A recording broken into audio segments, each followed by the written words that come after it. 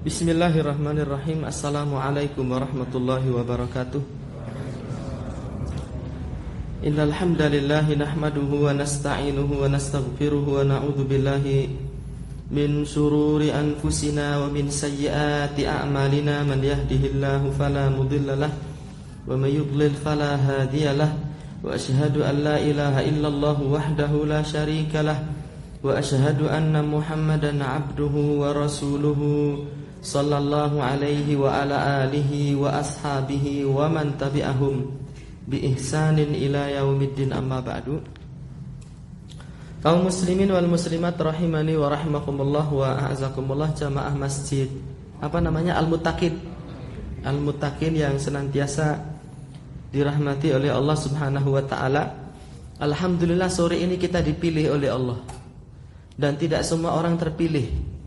Nikmat Allah itu ada dua. Ada nikmat mutlaqah, nikmat umum, berupa kesehatan, rizki, sandang, papan, pangan, anak dan istri. Semua orang diberi. Hatta binatang pun diberi. Dikasih rizki sama Allah Ta'ala. Burung diberi rizki, diberi anak, diberi istri. Benar tidak? Diberi kesehatan. Orang kafir diberi rizki oleh Allah. Diberi rumah, diberi anak, istri.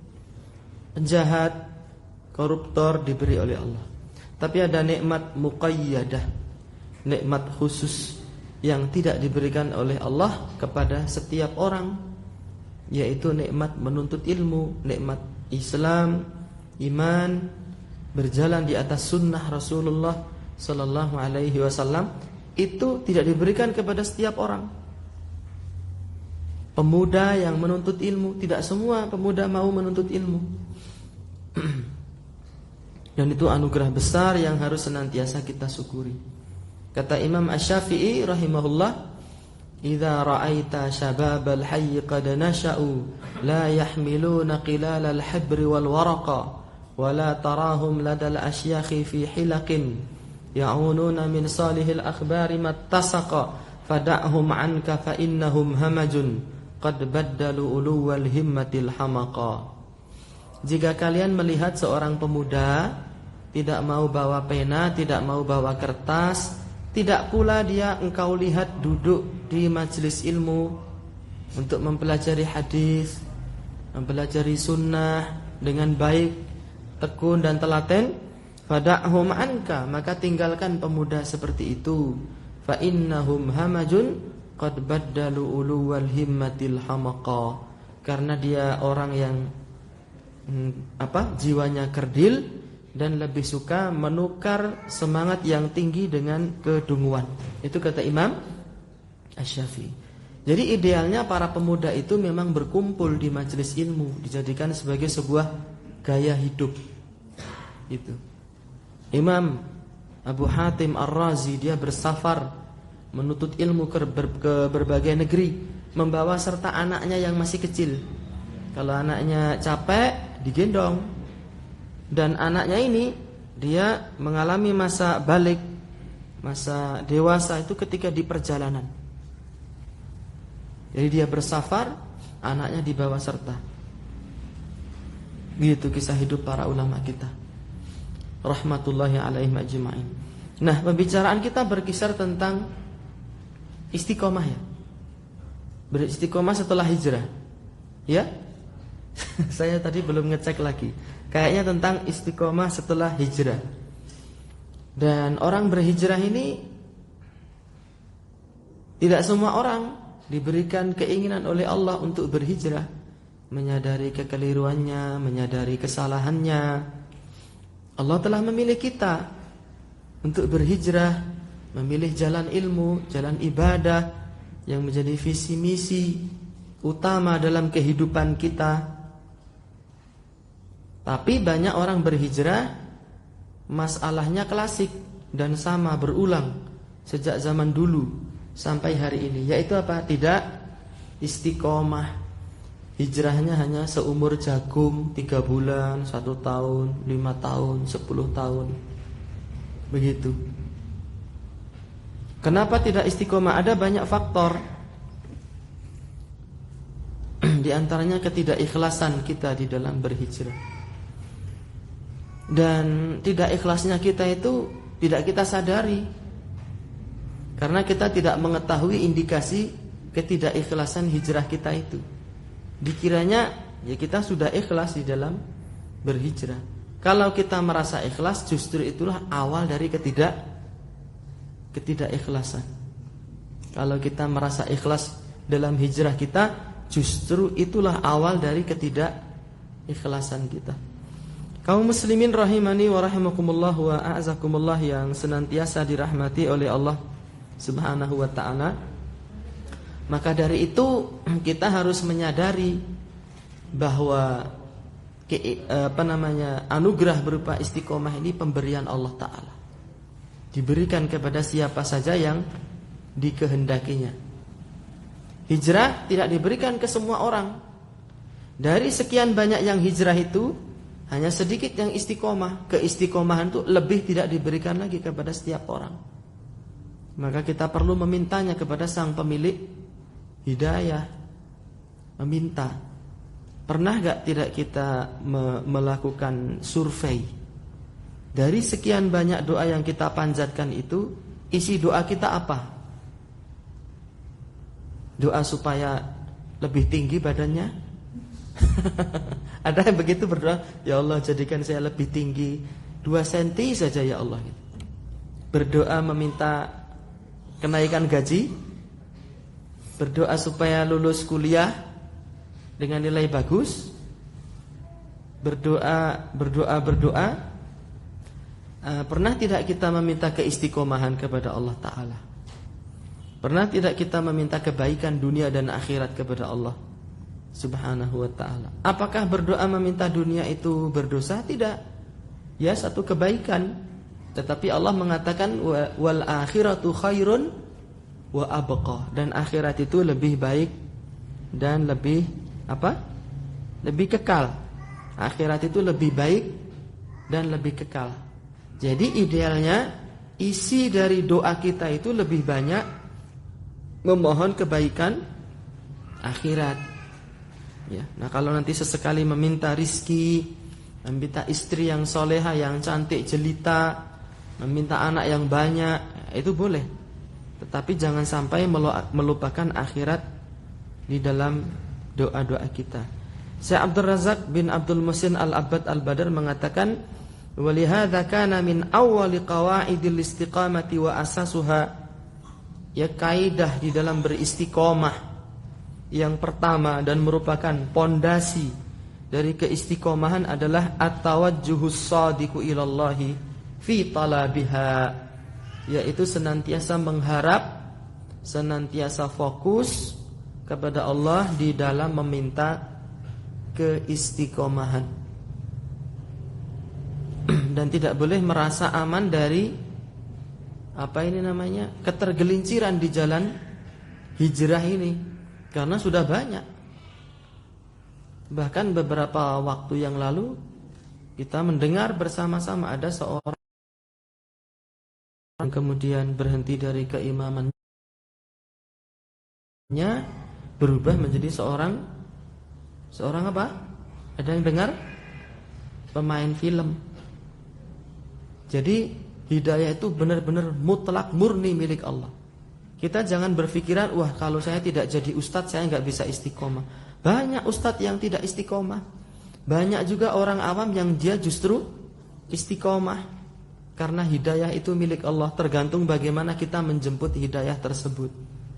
Walladzina jahadu fina lanahdiyannahum subulana. Orang-orang yang bersungguh-sungguh mencari jalan kami akan kami tunjukkan kepadanya jalan kami. Nah, di antara doa yang bisa kita baca yang diajarkan oleh Nabi adalah ya muqallibal qulub tsabbit qalbi ala dinika. Ya muqallibal qulub, wahai zat yang membolak-balikkan hati, tsabbit qalbi ala dinik, kuatkan, kokohkanlah hatiku di atas agamamu. Gitu. Kalau saya boleh ngasih saran, yang namanya berdoa itu harus ada fikihnya. Makanya Syekh Abdul Razak sampai menulis kitab itu 2 jilid tebal. Judulnya Fiqhul Ad'iyati wal Adhkar. Fikih di dalam berdoa dan berzikir. Di antara salah satu sebab dikabulkannya doa kita adalah mengangkat tangan ketika berdoa. Mengangkat tangannya seperti ini. Ini dijelaskan oleh Syekhul Islam Ibnu Taimiyah di dalam Majmu' Fatawa, dijelaskan oleh Syekh Bakar Abu Zaid di dalam kitab Tashihud Du'a. Syekh Abdul Razak juga menjelaskan di dalam kitabnya tadi itu, yaitu mengangkat tangan sejajar pundak, perut telapak tangan menghadap ke langit, atau sejajar telinga seperti ini. Namanya du'aul mas'alah. Atau begini, punggung telapak tangan menghadap ke kiblat, diangkat sejajar pundak atau sejajar telinga. Itu cara mengangkat tangan ketika berdoa.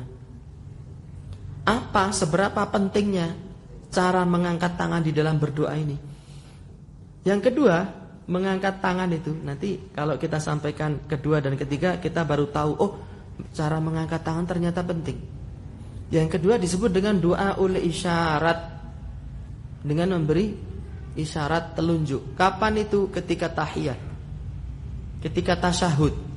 Ketika tasyahud kan kita berdoa, itu kita disunahkan mengangkat tangan, tapi dengan isyarat, dengan telunjuk pada kondisi tasyahud. Yang kedua saat khutbah Jumat, khutbah Idul Fitri, Idul Adha, kalau berdoa begini, Allahumma ighfir lil muslimina wal muslimat.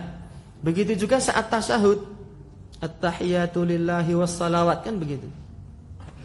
Apa jadinya jika seseorang itu sedang tasyahud dia berdoa gini, at-tahiyatu lillahi wassalawatu wathayyibat? Boleh enggak? Boleh tidak? Tidak boleh.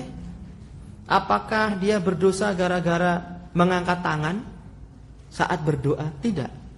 Dia berdosa karena menyelisihi cara mengangkat tangannya Rasulullah sallallahu alaihi wasallam. Kalau Rasul saat tasyahud mengangkat tangannya cukup dengan isyarat.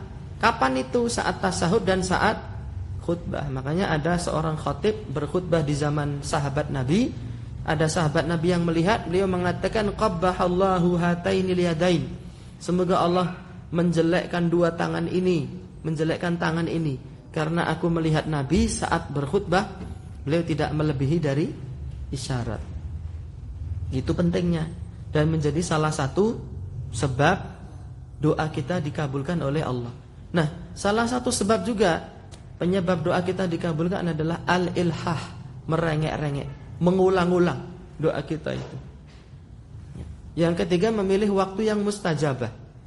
Yang sering kita dapati tapi sering kita lupakan adalah antara adzan dan qomat. Itu biasanya kita nggak ngapa-ngapain, plongoh. Ya lampu niku apik men, cacahe piro kuwi? Ki regane piro ya? Atau ngelihat babut. Apa babut ini namanya? Karpet. Ini karpetnya jangan-jangan karpet mata dajjal ini. Kan ada mata dajjal. Karena dia termakan teori konspirasi, katanya masjid-masjid kaum muslimin itu ada mata dajjal. Ini matanya banyak ini, putih-putih, pating telenok. Katanya setiap yang mengandung mata itu adalah dajjal. Ada pabrik kaos di Jogja simbolnya mata itu. Apa itu kaosnya dajjal? Kalau dajjal katanya matanya satu di jidatnya. Dajjal itu matanya dua, yang kanan terhapus. Tapi dua matanya, yang kanan terhapus. Bukan kok matanya satu di bathuk sini, bukan. Justru di sini tuh ada tulisan kafaro, nggak ada matanya. Itu kan tensinhan, bukan dajjal itu. Yang seusia saya ngerti, yang anak-anak nggak ngerti. Tensinhan ini sopo, cap tahu apa-apa. Kaum muslimin rahimani wa rahimakumullah wa a'zakumullah. Jadi al-ilhah ini merengek-rengek dan mengulang-ulang doa. Kalau saya boleh ngasih saran, setelah adzan kita kan sholat ya 2 rakaat qabliyah. Nah itu manfaatkan untuk berdoa. Seringkali kita berdoa kan hanya Rabbighfirli wali walidayah warhamhuma kama rabbayani shaghira. Sudah sekali tok. Tidak ada ilhah di situ. Tidak ada rengean kepada Allah. Tidak ada pengulangan doa kepada Allah. Gitu. Dulu kan kita waktu masih kecil minta uang sama ayah kita, bah minta uang bah. Nggak ada buat apa? Lah bah dikit aja bah. Nggak ada apa? Nggak pegang duit. Bah minta uang bah, masa anak cuma satu nggak dikasih uang toh bah. Temanku aja uangnya banyak, masa aku merengek-rengek kan? Dikasih sama ayahnya. Kita juga begitu, ilhah. Jadi doa itu diulangi. Sampai berapa kali? Kalau boleh saya usul sampai komat dikumandangkan. Tapi kan ada teman saya nanti selesai sholat reuninya, gitu. Jangan, karena azan dan qomat itu waktu yang sangat bagus untuk berdoa. Meminta keistiqomahan kepada Allah. Allahumma ya muqallibal qulub tsabbit qalbi ala dinik. Dalam hadis lain Nabi mengatakan, qulubul insan baina asabi'ir rahman. Hati-hati manusia itu ada di antara jemari Allah. Yuqallibuha kaifa syaa. Allah yang akan membolak-balikkan hati itu. Yang awalnya imam bisa dibalikkan hatinya. Yang awalnya preman bisa dibalikkan hatinya menjadi seorang ulama. Ya, Fudail bin Iyad itu dia bertaubat di usia 40 tahun. Abu Dzar Al-Ghifari itu perampok dulu. Bersama Bani Ghifar mencegat kafilah dagang di tengah padang pasir, ya dibunuh, hartanya dibawa. Abu Dzar Al-Ghifari. Allah yang membolak-balikkan hati dan tidak boleh berputus asa dari Allah, dari rahmat Allah, dari meminta hidayah kepada Allah Subhanahu wa ta'ala. Orang tua saya bagaimana, sudah saya ini. Doakan.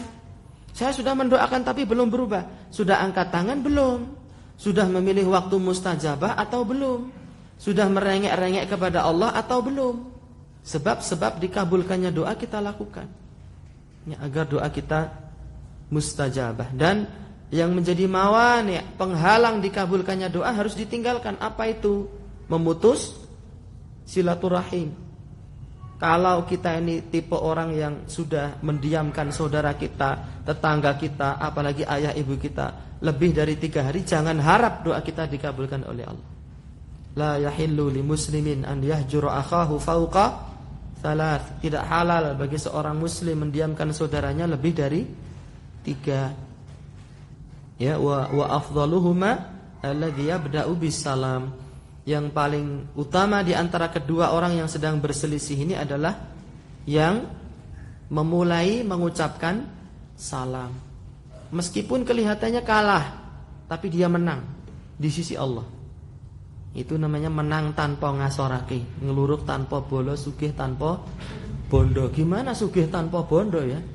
Sugih tapi nggak punya harta. Gimana caranya ya? Ya itu tadi caranya. Kaum muslimin rahimani wa rahimakumullah wa a'azakumullah yang senantiasa dirahmati oleh Allah Subhanahu wa taala. Dan berikutnya di antara sebab seseorang itu dianugerahi keistiqomahan oleh Allah adalah dia meninggalkan sebab-sebab kemaksiatan, sebab-sebab kemungkaran. Bukan hanya meninggalkan kemungkarannya saja. Jika kita dahulu melakukan kemungkaran, apakah minum khamr, naudzubillahi min dzalik, ataukah berjudi, ataukah makan riba, kita tidak hanya dituntut meninggalkan kemungkaran tersebut, kita juga dituntut meninggalkan semua sebab yang bisa menjerumuskan kita dalam kemungkaran itu. Pernah kita baca hadis tentang seorang yang membunuh berapa nyawa? 99 nyawa. Dia bertanya, hadis ini sahih loh. Dia bukan cerita 1001 malam. Tidak, dia hadis sahih. Seorang yang membunuh 99 nyawa. Dia bertanya kepada seorang ahli ibadah, tetapi bukan seorang yang alim. Sregep ngibadah ning ora duwe ilmu, ora gelem ngaji. Itu lebih banyak madharatnya. Ya. Ustaz, saya ini bunuh 99 orang. Kalau saya bertobat, apakah diampuni dosa saya?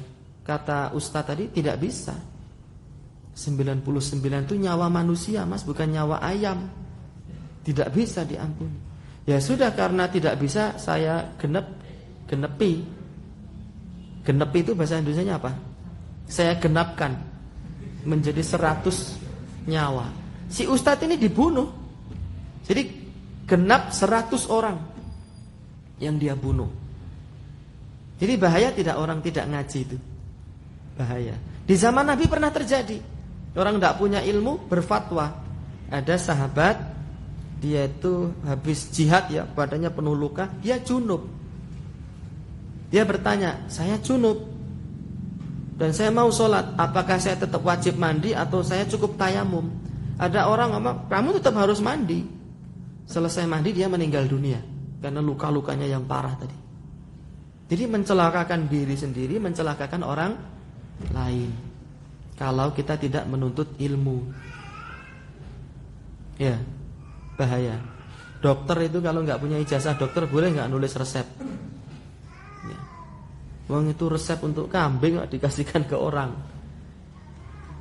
Bahaya. Maka si ahli ibadah tersebut meninggal dunia. Lalu bertanya kepada ustadz yang kedua, saya bunuh 100 orang, apakah saya bisa bertobat? Bisa. Tapi ada syaratnya. Apa syaratnya? Kamu tinggalkan kampung tempat kamu berada sekarang. Itu kampung ahli maksiat. Itu kampung ahli kemungkaran. Kamu pergi dari situ. Itu adalah dalil disyariatkannya meninggalkan sarana-sarana. Kalau antum minum khamr ya sudah ditinggalkan semua. Dulu senengannya apa? Ciu misalnya, atau cem-ceman kadal misalnya. Dia sudah tidak minum khamr, tapi dia masih menyimpan. Loh, ini apa ini mas? Ini cem-ceman kadal. Buat apa? Ya buat mengenang masa lalu saya. Tapi toh saya kan gak minum, saya hanya mengoleksi kok. Untuk mengenang masa-masa keemasan saya bersama teman-teman saya saat saya remaja dulu. Adapun sekarang kan hari sudah mulai senja, menunggu melunaskan kehidupan ini dengan kematian. Itu kalau pas keimanan kita kuat. Kalau kita lemah, ini botol ini bisa melambai-lambai loh. Iya. Ayo, apa kamu tidak ingat masa-masa dahulu? Jadi ininya ditinggalkan, termasuk teman-temannya yang ahli maksiat itu ditinggalkan. Jangan takut meninggalkan kawan dan sahabat. Man taraka syai'an lillah awadahullahu khairan minhu. Barang siapa meninggalkan sesuatu karena Allah, Allah akan ganti untuk dia dengan yang lebih baik. Dia takut kehilangan teman, takut kehilangan sahabat. Seperti Abu Thalib, takut. Maka hidayah tidak menyapanya, keistiqomahan pun tidak menyapanya. Dia masih bermain. Ketika temannya minum khamr, ayo minum. Mohon maaf, sorry saya sudah enggak minum lagi. Ya enggak apa-apa, enggak usah minum enggak apa-apa. Tapi kan kita bisa tetap berteman toh. Iya berteman. Ya duduk dulu di sini ngobrol-ngobrol. Sekedar menyaksikan kan enggak dosa. Yang minum kami, kamu enggak usah minum. Ngobrol gitu. Terus temannya mulai menuangkan. Nih dicoba. Saya udah berhenti. Kan cuma satu seloki kecil gini enggak apa-apa. Yang haram itu kalau satu botol. Kalau satu seloki enggak apa-apa. Kita kan temenan toh, iya. Ya sudah nah, diminum. Akhirnya dia minum itu karena didesak teman-temannya. Gimana? Masih semegri? Oh ya kok enak katanya. Lalu ditambah lagi, minum lagi. Sulit kalau seorang mau istiqomah sementara dia belum meninggalkan teman-temannya di masa lalu. Ini pembunuh 100 nyawa ini dibilangi sama ustadznya tadi, kamu harus pergi dari kampung itu. Dan dia meninggalkan ya sahabat-sahabatnya, teman-temannya yang masih ahli maksiat ditinggalkan. Qadarullah di tengah perjalanan apa? Meninggal dunia. Lalu jadi rebutan malaikat rahmat, malaikat laknat. Oh ini milik saya, ini tanggung jawab saya. Diukur tempat matinya dia menuju kampung hijrah dengan kampung yang ahli maksiat itu ternyata lebih dekat ke kampung hijrah. Dia masuk surga. Tapi dia sudah berbesar hati mau meninggalkan teman-temannya yang ahli maksiat. Kalau enggak sulit. Sulit. Karena as-sahibu sahib. Teman itu akan menarik. Al-mar'u ala dini khalilihi falyanzuril mar'u man yukhaliluh. Seorang itu berada di atas agama teman dan sahabatnya. Maka hendaknya selektif memilih teman. Gitu. Nanti Kalau kita meninggalkan mereka dan kita aktif mencari hidayah Allah, Allah akan ganti dengan teman-teman lain yang lebih bermanfaat bagi kita, yang lebih loyal lagi. Kalaupun ternyata kok saya dapat teman ngaji, kok saya ikut pengajian itu, baru kenal itu saya sudah diutangi duit sama ikhwan ngaji, sama jamaah pengajian, dia utang ke saya, pas saya tagih lari-larian terus. Jadi seperti ini tuh akhlaknya orang ngaji. Jangan mengikuti agama karena orang. Ya cari teman yang lain lagi. Masih banyak orang-orang yang baik itu. Jangan satu kasus kita alami, ya qadarullah kasus ini buruk lalu kita memukul rata. Oh, orang pengajian akhlaknya seperti itu. Saya juga punya loh pengalaman loh. Ketika saya habis daurah, diajak main sama teman, ini sudah saya ceritakan berkali-kali. Di pantai selatan Tulungagung, daerah terpencil. Tidak bisa ditempuh pakai mobil, harus pakai motor itu. Kita berempat, dua motor. Yang satu ini sempal, asnya putus. Teman dari Bekasi ini sudah pakai motor saya saja. Kamu kan besok harus segera pulang ke Bekasi. Terus kamu gimana? Saya sama ini satu ikhwan ini. Nanti gampang lah, kan kita tidak keburu oleh tiket. Jalan kita, desa itu sepi, sunyi, nggak ada orang. Hujan itu, warung nggak ada warung. Warung tidak ada. Sinyal juga tidak ada. Wong terpencil loh. Dan kita jalan itu sudah 2,5 jam. Hujan, lapar, nggak ada warung. Saya sudah gemeter itu, wah kok ngelih ya. Teman saya, kamu nggak hubungi teman-teman ikhwan biar nolong kita. Ya hubungi teman ngajinya. Di beberapa grup itu tidak ada yang nolong. Karena mungkin masing-masing berpikir, wah ini sudah jam 9:30 malam, hujan, mungkin sudah ada lah ikhwan lain yang menolong itu. Setiap orang berpikir seperti itu dan gak ada yang nolong. Jalan lagi sudah lemes, gemeter, kedinginan itu. Ada sinyal lagi, sinyalnya menyapa. Wah ini sinyalnya keluar lagi. Dia minta tolong sama teman-temannya dia yang anak motor, ya cenderung penampilannya ya ugal-ugalan begitulah. Minta tolong dijemput. Kata orang yang tidak ngaji ini, yang gak pernah sholat ini, berapa orang bro? Gitu. 2 orang. Posisinya di mana di sini? Langsung dijemput. Dia sama 2 orang temannya. Weng kenceng itu. Apakah kemudian saya berpikir, oh, wong pengajian ini ra gelem nulung. Justru orang-orang yang gak ngaji itu malah orang-orang yang baik hati. Apa saya berpikir seperti itu? Enggak. Dan teman-teman juga jangan berpikir seperti itu. Gitu ya. Intinya sebaik-baik teman itu adalah orang-orang yang soleh, yang mendekatkan diri kepada Allah. Kalau kita melihat dia, kita ingat akhirat. Kalau kita melakukan kemaksiatan, dia menasihati. Dan kalau kita mati, dia mau mensolati kita. Maqama ala jinazatin arba'una rajulan min ahli tauhid illa syafa'ahumullahu fi. Tidaklah ada satu jenazah disolati 40 ahli tauhid kecuali Allah kasih syafaat kepada jenazah ini. Kalau kita mati hari ini, yakin gak ada 40 saudara kita yang teman kita mensolati kita dan mereka ahli tauhid? Kalau enggak ngaji ya tidak mungkin mensolati, cara solatnya enggak tahu. Gitu. Jadi sebab keistiqomahan kedua adalah meninggalkan sebab-sebab kemaksiatan, baik berupa barang, kebiasaan, ataupun orang-orang yang menjadi sahabat masa lalu kita, ditinggalkan. Yakinlah bahwa arahan Allah, arahan Nabi dan para ulama itu sebaik-baik arahan. Ya, para ulama mengatakan, liqa'un nas laisa yufidu syai'an siwal ikthar min qilin wa qali fa aqlil min liqa'in nas illa li akhdhil ilmi aw li islahi hali. Berkawan dengan manusia itu tidak memberi faedah apa-apa, kecuali hanya mengumpulkan katanya dan katanya, mengoleksi katanya dan katanya. Itu berkawan dengan manusia begitu. Berkawan dengan manusia itu nggak ada faedahnya sama sekali. Babar blas. Fa'aqlil min liqa'in nas, maka persedikitlah, minimalisirlah berkawan dengan manusia. Illa li akhdhil ilmi, kecuali dalam rangka untuk menuntut ilmu. Auli islahi hali, atau untuk memperbaiki akhlak kita.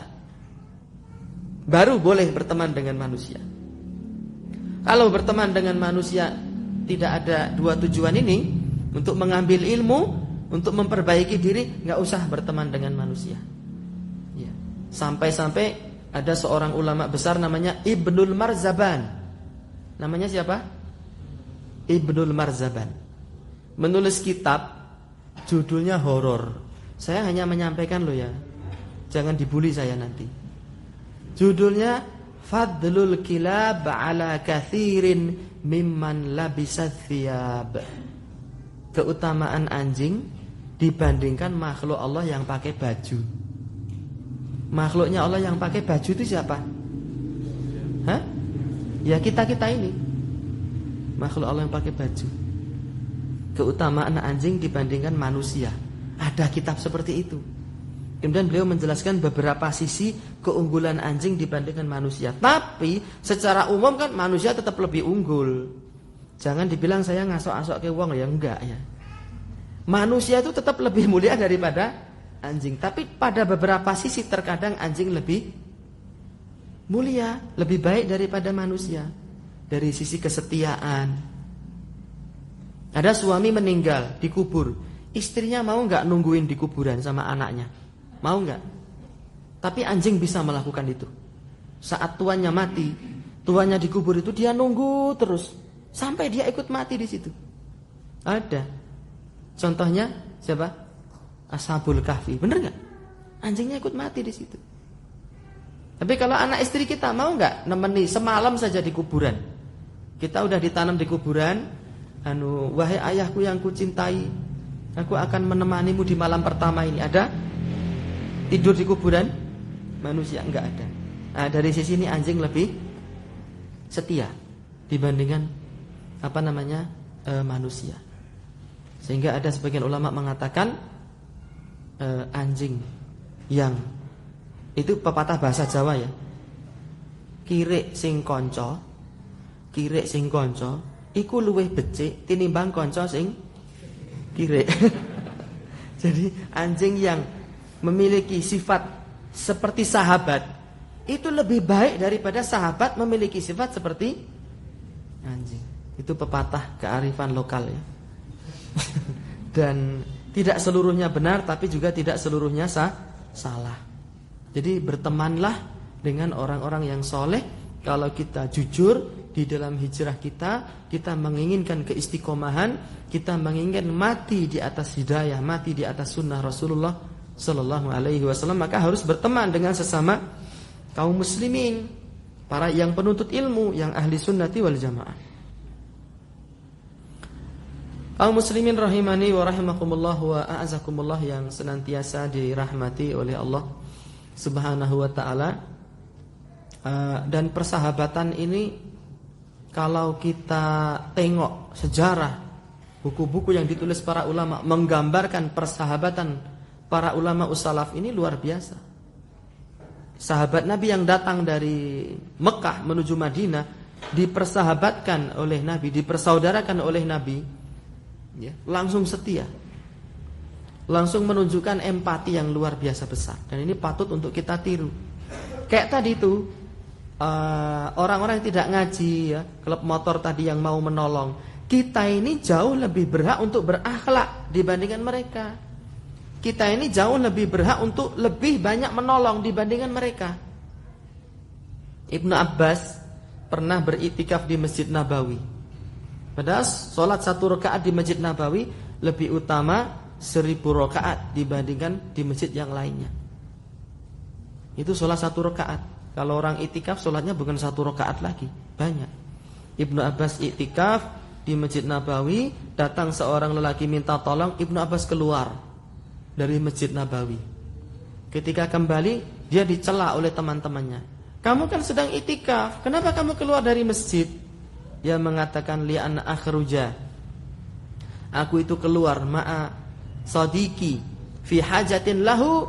Aku keluar bersama sahabatku untuk menolong dia mencukupi kebutuhannya. Khairon li, itu lebih baik bagiku min an a'takifa fi hadzal masjidi syahran, daripada saya beritikaf di Masjid Nabawi ini selama 1 bulan. Gitu. Kaum muslimin rahimani wa rahimakumullah wa a'azakumullah yang senantiasa dirahmati oleh Allah Subhanahu wa ta'ala. Sebab istiqomah berikutnya adalah menjaga hati, lisan dan amal perbuatan. Karena lisan itu merupakan penerjemah dari hati. Lisan itu merupakan penerjemah dari hati.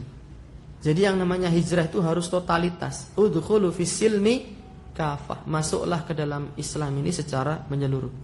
Kata Imam Ibnu Qayyim Al-Jauziyah di dalam kitab Madarijus Salikin, wal istiqamatu tata'allaqu bil aqwali wal af'ali wal ahwali wan niyati. Keistiqomahan itu berkaitan dengan ucapan, perbuatan, ya, kondisi seseorang dan juga niat seseorang.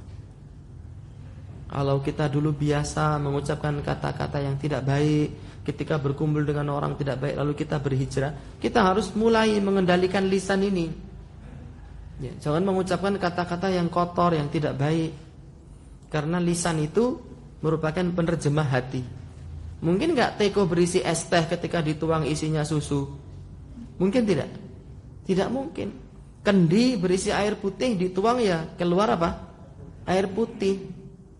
Yang keluar dari lisan kita ini, kalau yang keluar Al-Quran dan Sunnah, maka berarti hatinya itu memang dipenuhi dengan Al-Quran dan Sunnah, dengan ucapan para ulama. Ya. Kecuali ucapan-ucapan di masa lalu yang sifatnya mubah. Piye toki gitu misalnya. Enggak apa-apa itu mubah. Ya. Gimana ini gitu. Tapi kalau ucapan yang dilarang oleh agama kita, ya kata-kata kotor hanya karena kita marah lalu mengucapkan kata-kata yang dulu pernah kita jadikan wirid harian. Ya.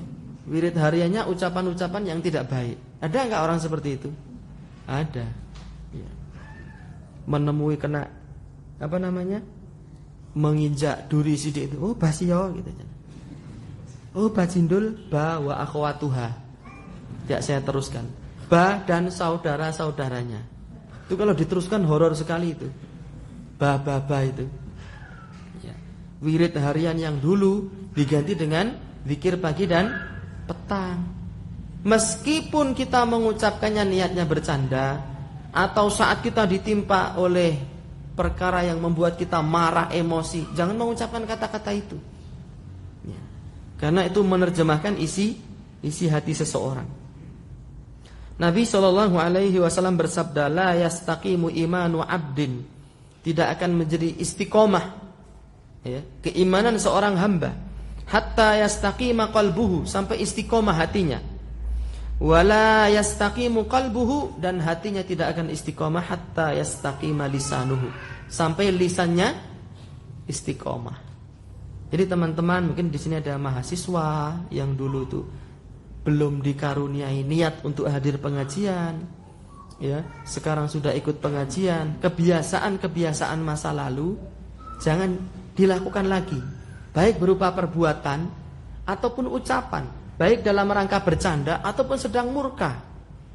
Ya, contohnya apa? Mendorong kepala temannya. Itu bahasa Indonesianya apa itu? Noyor, ya. Alah dapurmu, kayak gitu misalnya. Enggak boleh seperti itu, ya. Itu ucapan masa lalu. Sudah, biarkan masa lalu. Kita menatap masa depan yang lebih gemilangan begitu.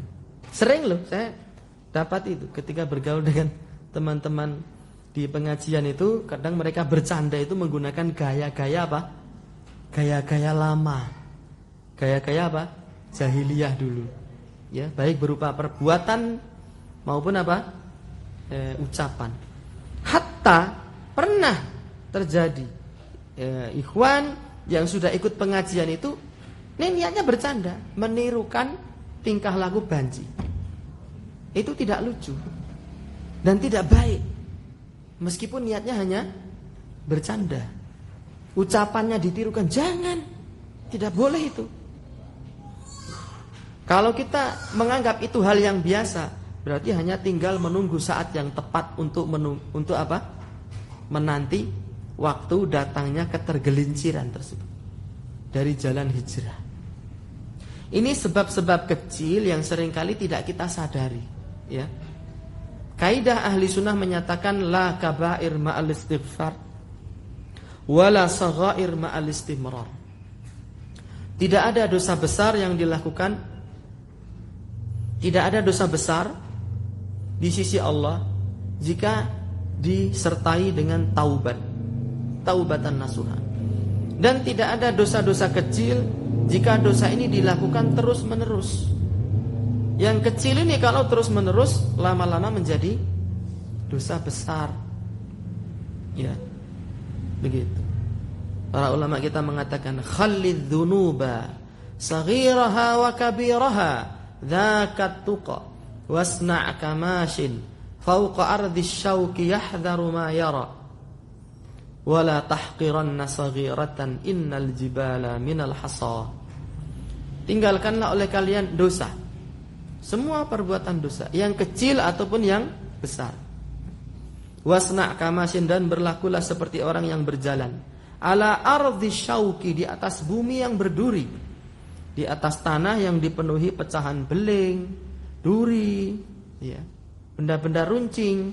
Yahdharu ma yara, maka ia akan berhati-hati saat berjalan, berhati-hati saat bertindak, berhati-hati saat berkomunikasi, berhati-hati saat berucap. Wala tahqiranna saghiratan, dan jangan meremehkan sesuatu yang kecil. Innal jibala minal hasa, karena gunung yang besar itu awannya berasal dari kerikil-kerikil yang kecil, ya. Ada orang itu meremehkan satu kecil, dia dicelakakan oleh barang yang kecil tersebut. Contohnya apa ini? Dalam kejadian sehari-hari. Kayaknya saya pernah lihat ada pesawat itu jatuh gara-gara hal sepele. Nyalakan HP kalau nggak salah. Kayaknya kalau saya nggak salah. Nanti ditanyakan ke Pak Pilot ya, atau Bu Pilot. Jadi intinya adalah kita mengendalikan hati dan lisan kita. Berprasangka buruk, hatinya dipenuhi dengan dendam, benci, ya. Kemudian ucapan, apalagi di zaman sekarang, kalau ucapan dulu itu dia diucapkan selesai sudah. Di zaman sekarang ada sosmed. Ucapan buruknya itu di apa namanya? Di-share. Itu nanti efeknya lebih besar daripada sekedar kita berucap lalu selesai. Jadi harus banyak bertakwa. Era modern ini, ya, adalah era di mana dosa itu bisa berlipat ganda tanpa kita sadari. Apalagi kalau kita tidak ngaji. Tapi kalau kita ngaji, kita bisa mengetahui jalan-jalan di mana amal baik yang seharusnya itu cuma satu, dia bisa berlipat menjadi sangat banyak. Tapi dosa pun juga bisa berlipat di era sekarang. Dengan cara dia apa? Diposting. Seluruh dunia menyaksikan keburukan tersebut. Apa kita ingin dicatat oleh dunia bahwa kita itu adalah pribadi yang suka mengucapkan kata-kata kotor? Kita ingin itu? Tidak ingin. Maka hendaknya segera berhenti dari perbuatan tersebut. Kaum muslimin rahimani wa rahimakumullah wa a'azakumullah. Berikutnya, dan ini berkaitan dengan yang tadi ya. Berikutnya adalah sebab keistiqomahan itu. Setelah kita meninggalkan ucapan-ucapan buruk, perbuatan-perbuatan yang tidak baik, yang menjadi gaya hidup di masa lalu, di sisi lain kita memperbanyak amal. Tapi tidak boleh kita bersandar kepada amal itu. Wah, saya sudah menolong orang, saya sudah baksos ke sini, baksos ke sana, saya sudah baca Quran banyak. Kan baca alif lam mim dapat 30 kebaikan. Man qara'a harfan min kitabillahi falahu hasanah wal hasanatu bi asyri amsalihha la aqulu alif lam mim harfun walakin alifun harfun wa lamun harfun wa mimun harfun. Barang siapa baca satu huruf dari Al-Qur'an, bagi dia berapa? 1 kebaikan. Dan 1 dilipatkan 10. Aku tidak mengatakan alif lam mim 1 huruf. Tapi siapa orang baca alif lam mim, alif 1 huruf, lam 1 huruf, mim 1 huruf, kali 30 menjadi 30 kebaikan. Kan saya sudah khatam 1 kali. Jadi insya Allah saya ini min ahlil jannah, saya ini ahli surga, pasti itu kena, nggak bisa ditawar-tawar lagi. Itu namanya orang yang menyandarkan dirinya dengan amal. Tidak boleh tertipu dengan amal.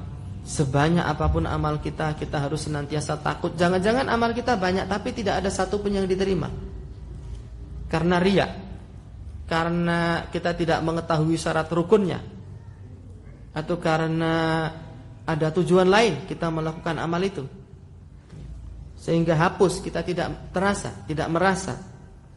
Wa qadimna ila ma amilu min amalin. Akan ada orang seperti ini, kami tunjukkan kepada dia amal yang telah ia lakukan, amal ibadah yang telah ia lakukan.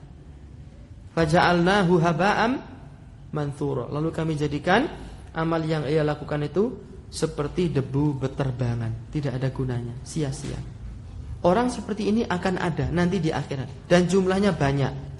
Jangan-jangan kita masuk ke situ. Na'udzubillahi min dzalik. Maka tidak boleh ya merasa paling berjasa di dalam dakwah, merasa amalnya sudah banyak, merasa zikirnya sudah banyak, merasa sholat 5 waktunya sudah oke, dan seterusnya. Ini tidak boleh dilakukan. Karena kalau kita melakukannya, ia menjadi salah satu sebab seseorang tergelincir, jatuh dari jalan hijrah. Nabi mengatakan, saddidu wa qaribu wa abshiru. Saddidu wa qaribu wa abshiru. Ya. Lakukan amal sebaik-baiknya. Kalau tidak mampu wa qaribu, ya mendekatilah kebenaran. Wa abshiru fa innahu lan yudkhilal jannata ahadan amaluhu. Tidak ada satupun manusia yang amalnya, amal ibadah yang dilakukan itu membuat dia masuk surga. Tidak ada. Wala anta ya Rasulullah, tidak pula engkau wahai Rasulullah. Qala wala ana. Aku pun juga begitu. Saya masuk surga bukan karena amalku, kata Nabi.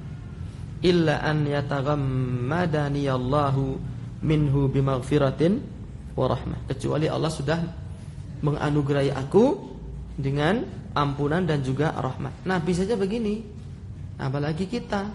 Tidak boleh merasa sudah banyak ngaji, tidak boleh merasa sudah banyak amalnya, tidak boleh merasa sudah banyak ilmunya. Bahkan kata Imam Ibnu Qayyim Al-Jauziyah rahimahullah, seorang yang memamerkan ilmu agamanya, memamerkan amal ibadahnya, itu lebih jelek, lebih buruk daripada orang yang memamerkan hartanya. Orang memamerkan ilmu, memamerkan amal ibadah itu lebih jelek dan lebih buruk dari orang yang memamerkan hartanya. Syekh Abdul Razak Al-Badar mengatakan, al-wajibu 'alal abdi, yang wajib dilakukan oleh setiap hamba, alla yattakila 'ala amalihi. Dia tidak boleh bersandar, dia tidak boleh bergantung kepada amalnya. Mahma salaha wastaqama, ya, sesoleh apapun dia dan seistiqomah apapun dia. Wala yaghtarra bi ibadatihi, dan jangan ia tertipu dengan ibadahnya. Wala bi kathrati dzikrihi lillah, tidak boleh tertipu dengan banyaknya zikir kepada Allah. Wala bi ghairi dzalika, dan yang lainnya minat taat, berupa ketaatan-ketaatan. Karena setan itu pintar, dia mengganggu kita sampai detik-detik terakhir. Ada riwayat Imam Ahmad Ibn Hanbal saat akan meninggal itu, setan datang kepada Imam Ahmad. Setan ini menampakkan diri dalam wujud sambil menggigit tangannya begini. Kalau gigit tangan itu menandakan apa? Gigit jari gitu, bukan gigit tangan ya. Kalau gigit tangannya gigit jari itu menandakan apa? Takut. Ada lagi bilang putus asa. Ini yang lebih tepat. Ya. Laqad futtani ya Imam Ahmad. Aku sudah tidak bisa menyesatkan engkau hai Imam Ahmad. Kamu sudah lolos dari aku. Sambil dia gigit jari begini. Kalau kita yang didatangi setan itu, kita akan tepuk dada. Awang aku kok arep tok kelincir. Ora iso no tan setan. Demit ora ndulit setan ora doyan. Aku ki cetha mlebu swarga. Justru itulah ketergelinciran. Apakah Imam Ahmad mengatakan itu kepada setan? Setan sudah mengatakan, aku tidak mampu menyesatkanmu lagi Imam Ahmad, saya sudah putus asa. Kamu orang hebat. bersih hatinya, baik amal ibadah, saya tidak mampu menyesatkan. Saya sudah menyerah. Kata setan. Apa kata Imam Ahmad? Ya ilaika anni, pergi kamu dari aku, pergi kamu dari aku. Gitu. Tidak bisa digelincirkan hatta di detik-detik yang terakhir. Pernah nggak kita setelah keluar dari masjid, iktikaf 10 hari, target kita tercapai, khatam 5 kali misalnya, kita keluar, aduh, swarga tenan aku ki. Saya ini ahli surga, mukaku bersinar-sinar. Begini rasanya jadi ahli surga ya. Oh, iki wong-wong iki. Ini orang yang tertipu dengan amal ibadahnya. Pernah nggak kita begitu? Oh ya, saya tidak sesadis itu, tapi ya sekian persen pernah lah. 30-20% ya. Ini peringatan untuk kita. Kisah Al-Imam Ahmad. Seberapa amal kita, ilmu kita, ketaatan kita dibandingkan Imam Ahmad? Imamud dunya, Imam Ahmad itu. Imam dunia ini, Imam Ahmad ini. Ya. Imam ahli sunnah. Sampai para ulama mengatakan, innallaha yansuru hadzal dina birajulaini. Sesungguhnya Allah menolong Islam ini dengan 2 orang lelaki. Bi Abi Bakrin yaumar riddah wa bil Imam Ahmad yaumal mihnah. Allah menolong Islam ini dengan Abu Bakar ketika terjadi hari pemurtadan massal. Ketika Nabi wafat, banyak orang murtad enggak mau bayar zakat lagi. Nah, Abu Bakar menyiapkan apa? Pasukan jihad untuk memerangi orang-orang ini. Mengembalikan mereka kepada Islam lagi. Kemudian yang kedua, Allah menolong Islam ini dengan Imam Ahmad ketika terjadi al-mihnah, yaitu fitnah khalqul Quran. Penguasa di waktu beliau khalifah itu, penguasa dunia, itu memiliki akidah yang kufur, akidah yang mengatakan Al-Quran itu makhluk. Dan akidah ini dipaksakan ke seluruh negeri, dijadikan kurikulum di kutab-kutab, di tempat-tempat pendidikan. Para ulama yang tidak mau mengikuti akidah ini disembelih, dipenggal kepalanya. Lalu datang Imam Ahmad dengan kuat dan kokohnya. Beliau tidak memberontak kepada penguasa. Bahkan beliau melarang pemberontakan. Bersabar. Tapi beliau menjelaskan kekeliruan akidah ini. Dan Allah kembalikan kejayaan ahli sunnah dengan Imam Ahmad Ibnu Hanbal. Apa kita mampu menandingi beliau?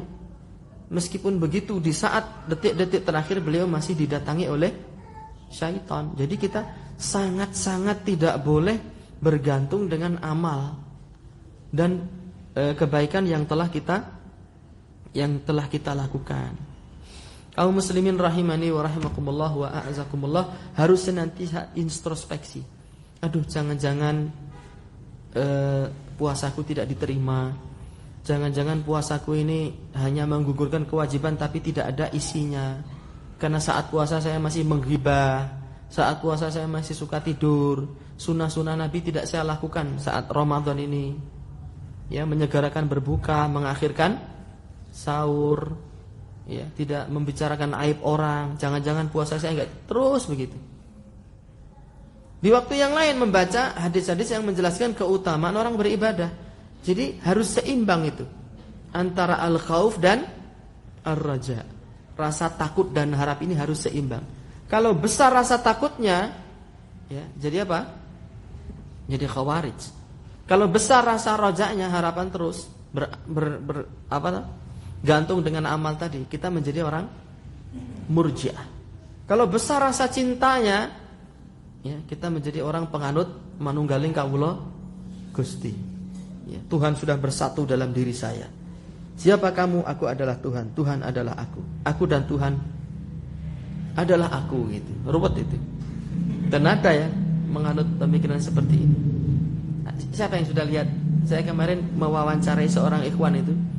Dia mengaku kalau semedi itu bertemu dengan Allah Ta'ala. Allah Ta'ala yang ngomong dengan dia pakai bahasa Jawa. Ngono ya percaya, Mas. Dulu saya percaya, gitu katanya.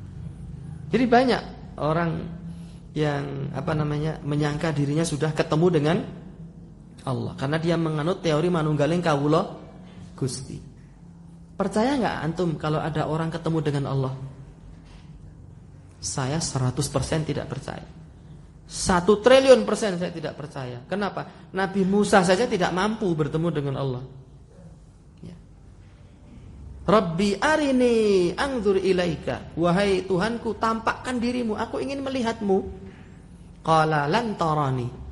Hai Musa, kau tidak akan mampu bertemu dengan aku. Kau tidak akan mampu melihat aku. Walakin unzur ilal jabal, tapi lihatlah gunung. In istaqarra makanahu fasawfa tarani. Jika gunung itu masih tegak berdiri di tempatnya, engkau akan bisa melihat aku. Falamma tajalla rabbuhu lil jabal ja'alahu dakka. Tatkala Allah menampakkan di belakang gunung itu, Allah menjadikan gunung itu hancur. Dan disebut oleh Imam Al-Baghawi itu a'dhamu jabalin bimadyan. Gunung terbesar di negeri Madian, negeri tempatnya Nabi Musa. Ini Semeru ini bukan hancur ya. Dia hanya keruak sitik itu. Hanya batu Itu orang mana-mana geger itu. Malang mengaji bolak-balik sana naik turun. Gara-gara main Bagaimana kalau Semeru ini, kata Imam Al-Baghawi, mustawiyan bil ardi, rata dengan tanah. Mungkin Pulau Jawa ini pedot. Kalau Gunung Semeru itu meletus seakar-akarnya ini. Gunung hancur. Sebelum Allah menampakkan diri, gunung hancur. Wa kharra Musa sa'iqa, dan Musa jatuh tersungkur. Tidak kuat ketemu dengan Allah. Kok ada orang Indonesia ngaku ketemu dengan Allah Ta'ala. Terus bayangkan, nggak usahlah kita ketemu dengan Allah, kita ketemu dengan matahari saja. Matahari misalnya piknik ke Malang itu ya. Matahari ke mana ini? Desa apa namanya ini?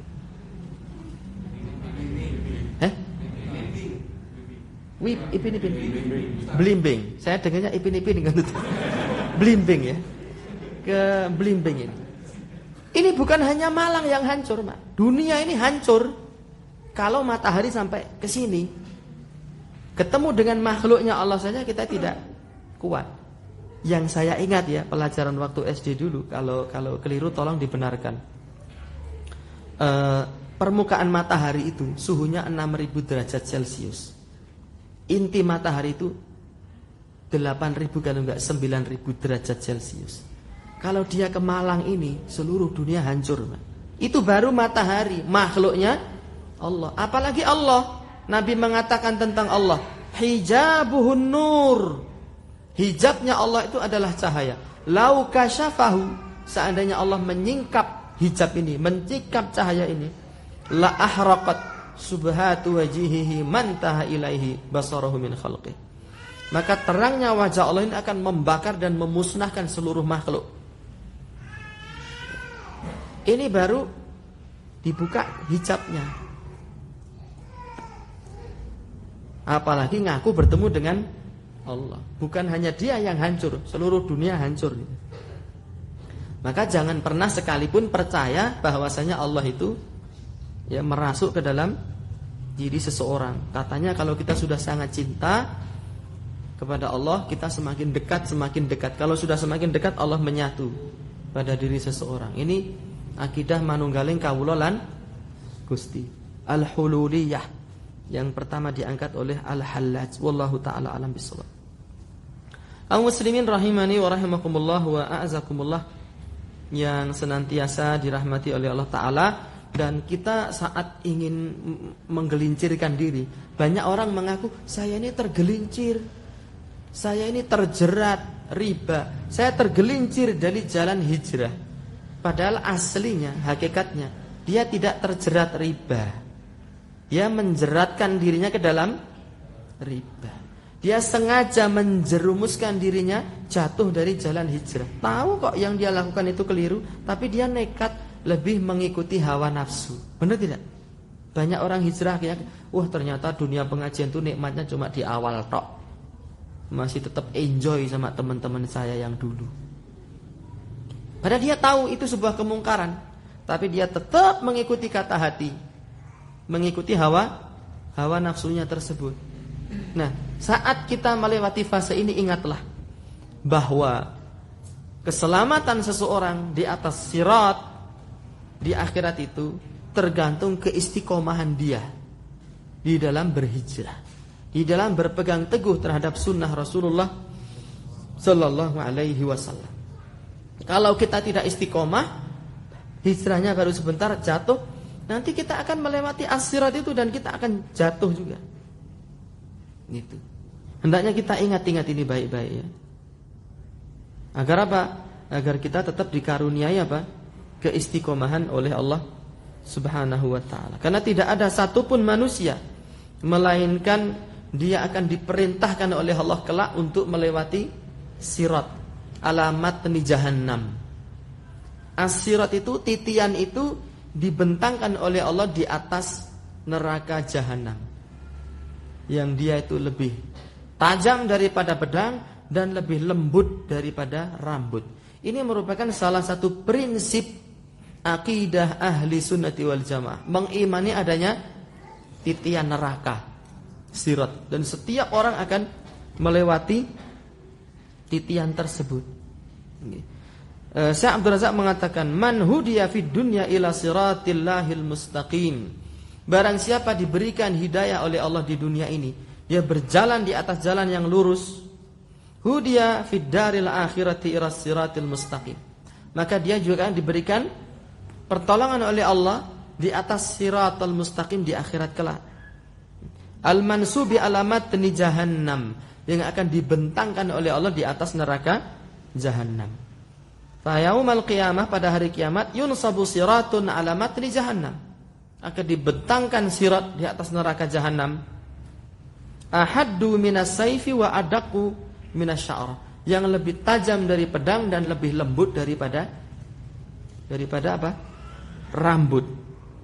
Fayu'marun nasu bil mururi alaihi, manusia diperintahkan untuk meniti di atas sirat tersebut. Ya. Wa yatafawwatuna fi mururihim alaihi, dan manusia itu kondisi mereka saat melewati sirat itu bermacam-macam. Tafawutahum fil a'mali wal istiqamah, sesuai dengan kadar amal mereka, sesuai dengan kadar keistiqomahan mereka di dunia ini. Ada yang berjalan itu seperti al-kalbarqi, seperti kilat. Barak itu adalah cahaya yang klip-klip di langit itu loh. Itu namanya al-barqu. Kalau yang duar itu namanya apa? Ar-ra'du, ra'at, petir. Kalau yang kelap-kelap namanya kilat. Jadi ada orang itu meniti di atas itu, lap, itu sudah sampai.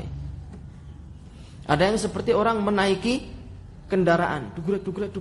Ada seperti orang berlari, ada yang seperti orang berjalan, ada yang seperti orang merangkak, ada yang gandul-gandul. Lalu di atas jahanam itu kan disebutkan oleh dalil itu ada seperti pengait dari api neraka yang mengait ke atas gitu.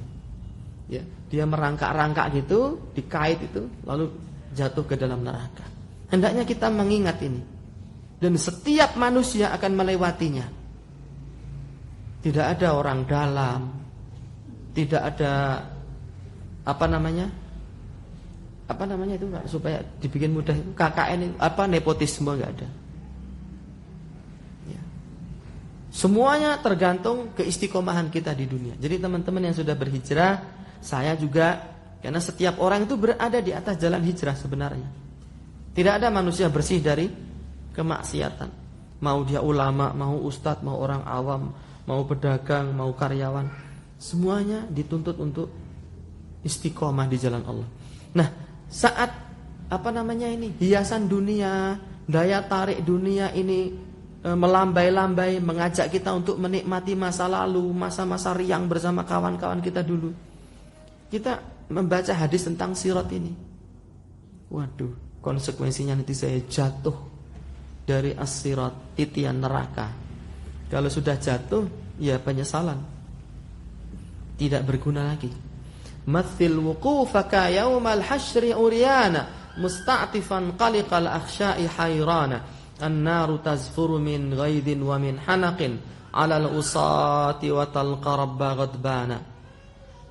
Iqra kitabaka ya 'abdi 'ala mahalin unzur ilaihi taraha kana ma kana lamma qara'tu kitaban la yughadiruni harfan wa ma kana fi sirrin wa i'lana nadal jalilu khuduhu ya malaikati murru bi abdi ila nirani atsyana. Bayangkan posisimu saat engkau berdiri di hadapan Allah Subhanahu wa taala, musta'tifan qaliqal akhsya'i hayran, dalam keadaan takut, gemetar, khawatir yang memuncak. 'alal usati wa talqa rabba ghadbana. Dan dikepung oleh api dalam keadaan Allah murka kepada kita. Lalu Allah mengatakan, "Iqra' kitabaka ya 'abdi 'ala mahalin." Hai hambaku, nih, baca kitab catatan amalmu itu. Pelan-pelan ya bacanya ya. Lamma qara'tu kitaban la yughadiruni. Tatkala aku membaca kitabku tidak ada yang tertinggal. Maka harfan wa makana fi sirrin wa i'lana. Tidak tertinggal satu huruf pun kemaksiatan yang aku lakukan dalam keadaan terang-terangan ataupun yang sembunyi, semuanya tertulis. Nadal jalilu khuduhu ya malaikat. Lalu al-jalil Allah Subhanahu wa taala berseru, ya.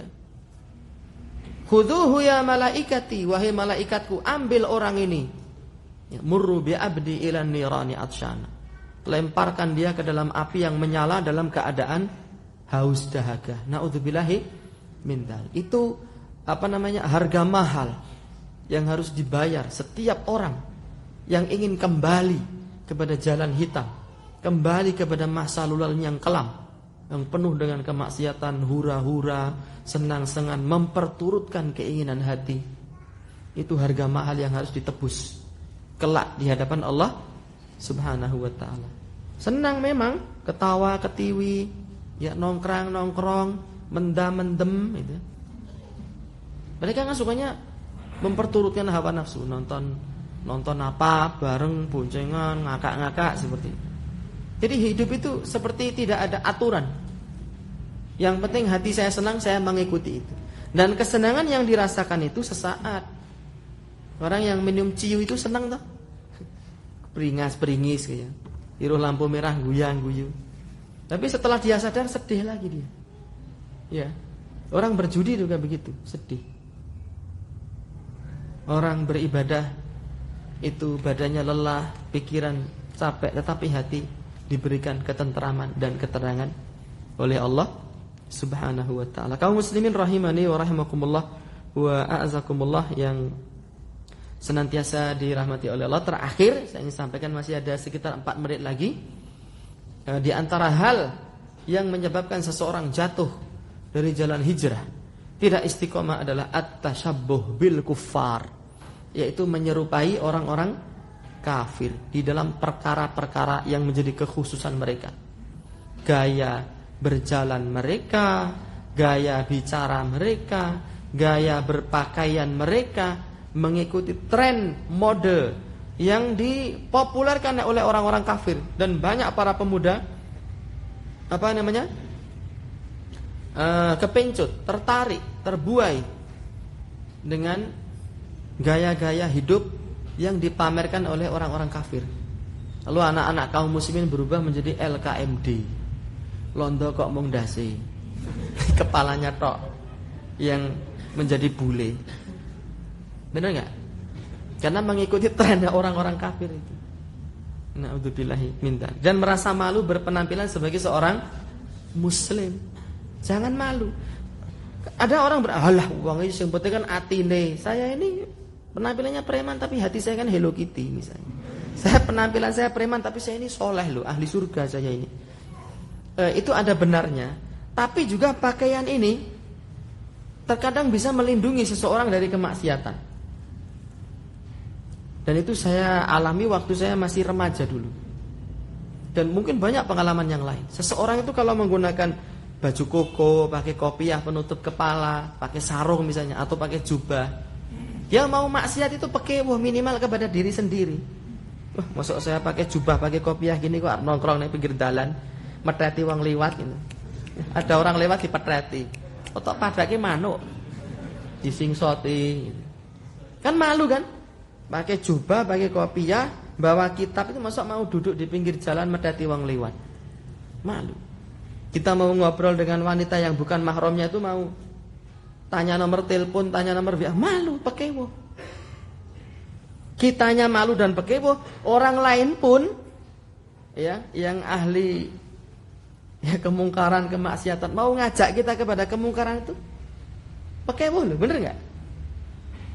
Kita pakai jubah nih, pakai kopiah, bawa kitab. Ada orang masuk, mas, mari mas mendem dulu mas. Dia ngelihat kita itu sudah nggak enak duluan. Pakaian itu melindungi seseorang. Gaya berpakaian melindungi seseorang. Makanya orang polisi yang mau menangkap preman pun dia juga akan menyesuaikan pakaiannya preman supaya nggak ketahuan. Gitu. Seperti itu. Pakaian, cara berbicara, cara berkomunikasi itu tidak boleh meniru kekhususan. Ingat, kekhususan. Karena patokan dari tasabuh itu adalah sesuatu yang menjadi ciri khusus orang-orang kafir. Kalau tidak menjadi ciri khusus, sudah menjadi pakaian dipakai banyak orang, itu tidak mengapa. Sampai-sampai Syekhul Islam Ibnu Taimiyah menulis kitab judulnya Iqtida Siratul Mustaqim fi Mukhalafati Ashabil Jahim. Diterjemahkan judulnya Jalan Allah versus Jalan Allah versus Jalan Setan. Syekh Abdul Razak bin Abdul Muhsin Al-Abbad mengatakan wal fasadul ladzi yakunu fi hadzal bab, kerusakan yang terjadi dalam bab ini imma bi musyahabatin lil yahudi, itu terjadi karena menyerupai gaya orang-orang Yahudi bi an yakuna indal insani ilmun la ya'malu bihi au bi musyahabati an-nasara. Dia memiliki ilmu tapi tidak mau mengamalkan. Jadi yang namanya tasabuh itu bukan hanya dari sisi perilaku saja ya, termasuk sifat. Sifat Yahudi itu punya ilmu tidak mau mengamalkan. Dan kita dilarang dari meniru perilaku orang Yahudi. Kalau punya ilmu diamalkan sedikit demi sedikit. Berbicara lemah lembut kepada orang tua.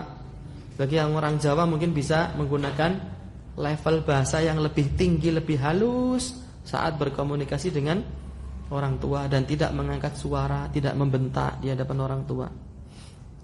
Dan yang lainnya. Ada banyak perkara-perkara yang dihukumi para ulama kita itu menjadi sebuah tasabuh, penyerupaan orang Islam terhadap orang-orang kafir. Karena mengikuti gaya mereka seseorang itu jatuh dari jalan hijrah dan tidak diberikan keistiqomahan oleh Allah Subhanahu wa ta'ala. Itu saja mungkin yang bisa saya sampaikan pada kesempatan sore yang sendu ini. Mudah-mudahan bermanfaat untuk saya dan untuk teman-teman sekalian. Mohon maaf jika ada salah kata, hal yang kurang berkenan. Jadi ada pertanyaannya bagaimana ini? Langsung? Iya, silahkan Mas. Dua Ustaz. Iya. Alhamdulillah ketemu antum langsung, jadi saya bisa tanya langsung. Mengaji di salaf itu memberikan saya sebuah gambaran bahwa orang salaf itu pasti jubah. Iya. Polos, Iya. ada motif. Iya. Kemudian yang masalah Wahabi ternyata Ustaz Abdul Roy mengajar di Madinah. Ya. Tapi pas ada foto beliau memakai baju Jawa, adat Jawa sama. Iya.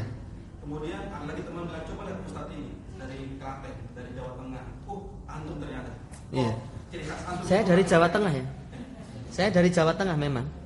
Ciri khas antum Jawa banget. Iya. Akhirnya saya bertanya-tanya, apa batasannya Ustaz? Iya. Saya yang dari Papua pun juga, apakah saya harus pakai baju adat Papua? Antum asli Papua? Warga Papua tapi keturunan Sulawesi. Oh iya. Itu pertama Ustaz. Papuesi berarti. Terus? Batasan sampai kemana Ustaz? Sampai baju adat kita pun, baju lokal kita pun bisa masuk dalam kaidah syariat. Iya. Nomor dua, saya sama teman-teman juga alhamdulillah ngaji sambil hobi naik gunung. Dan antum pernah membuat pekan mengaji. Teman kita dari sini juga pernah pergi ke sana. Iya. Kemudian saya bertanya-tanya Ustaz, loh bukannya perkataan Ustaz Kibar itu ngaji kok di masjid, di rumah Allah. Maksudnya ini bagaimana kita bisa menyikapi hal ini Ustaz? Iya. Iya, pertanyaan sudah bisa saya pahami alhamdulillah. Yang pertama berkaitan dengan masalah baju ya. Sebenarnya bukan hanya baju secara khusus, bahkan kebudayaan secara umum itu selama tidak dilarang oleh syariat boleh. Dan ini sudah saya sampaikan dengan panjang lebar pengajian kemarin di Surabaya. Judulnya Meneladani Nabi di dalam menyikapi kearifan lokal. Saya sebutkan beberapa kearifan lokal yang ada di zaman Nabi, dan itu dilakukan oleh Nabi, dan itu tidak menjadi sunnah ya. Tidak menjadi sunnah. beberapa perkara yang dilakukan oleh Nabi tetapi tidak menjadi sunnah muttaba'ah, tidak menjadi perkara ibadah. Di antaranya adalah kemarin saya menyebutkan tentang imamah. Imamah itu surban yang dilingkarkan di kepala lalu disisakan satu jengkal di bagian belakang. Mirip seperti inilah. Ya, imamah. Nabi menggunakan itu. Kenapa? Karena bangsa Arab di masa beliau hidup itu rata-rata menggunakan surban model imamah seperti itu. Dan saya belum menemui ada ulama ahli sunnati wal jamaah yang mengatakan bahwa imamah itu merupakan sunnah Nabi. Yang menjadi sunnah Nabi itu menggunakan penutup kepala.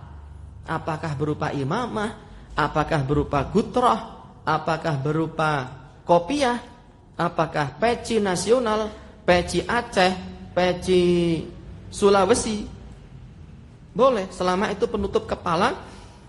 Dan penutup kepala itu tidak menjadi ciri khas orang-orang kafir. Kalau topi Sinterklas ya tidak boleh, karena itu menjadi ciri khas ya mereka. Kita tidak boleh melakukannya.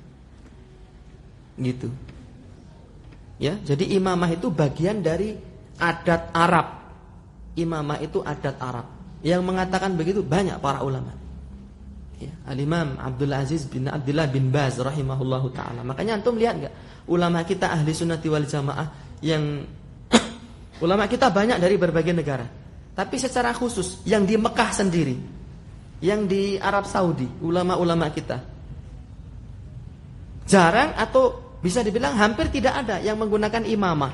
Mereka menggunakannya apa? Kopiah lalu ditutup simak itu, kain merah itu loh. Ditutupkan begini. Itu kan bukan imamah. Yang dipakai Nabi imamah, iya. Dan itu tidak menjadi sunnah. Itu adat Arab. Kalau kita menggunakan itu boleh nggak menggunakan imamah? Boleh. Mubah, hukumnya mubah. Tidak sunnah. Lalu yang kedua, rambut gondrong. Nabi itu rambutnya disebutkan dalam Syama'il Muhammadiyah terkadang mencapai ujung telinga, terkadang mencapai pundak, terkadang mencapai pertengahan telinga. Kenapa Nabi melakukan itu? Karena bangsa Arab di waktu beliau hidup itu semuanya seperti itu. Dan itu bagian dari adat Arab, bukan menjadi sunnah. Tapi boleh nggak kita menggondrong rambut? Mubah. Hukumnya boleh. Tapi tidak sunnah. Tidak ada saya menemukan ucapan